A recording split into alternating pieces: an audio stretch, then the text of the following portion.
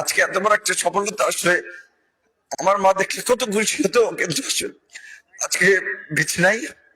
আপনার তার জন্য দোয়া করবেন, আমিও সবার জন্য দোয়া করি। এবং আমি ব্যক্তিগতভাবে কখনোই কোনো মানুষের ক্ষতি করি নাই, ভবিষ্যতেও করবো না। তবে এটা ঠিক যে কিছু মানুষের তো কষ্ট দেওয়া, কষ্ট আসলে সহজে বলা যায় না। কারণ দেখা যায় অনেকে পরিচয় দেয় আত্মীয় স্বজন, কিংবা বিপদে বললে ঠিকই অতীতেও গিয়েছে আমাদের কাছে, আবারও সামনে যাবে। কিন্তু নির্বাচনের সময় তো একটা অভিজ্ঞতা হয়েছে যে তাদের তিক্ত অভিজ্ঞতা, এমনকি শুধু আমাদের সাথে যারা কাজ করেছে সেই কারণেও কত মানুষকে হুমকি ধামকি, নানা ধরনের থ্রেট দেওয়া। তো তারপরেও আমি আল্লাহর কাছে শুকরিয়া যে আল্লাহ আপনাদের কে আমার দিকে আমার মুখী করেছে, যার ফলে আমরা জয়লাভ করতে পেরেছি।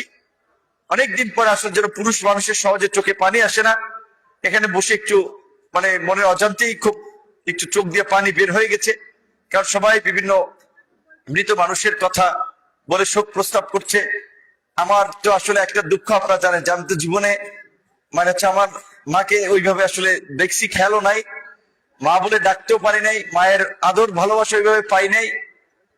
তারপর আল্লাহর কাছে শুকরিয়া, বাবা যতটুকু পেরেছে আমাদেরকে ভালোবাসা পরিশ্রম করে পড়াশোনা করিয়েছে, মানুষ করেছে।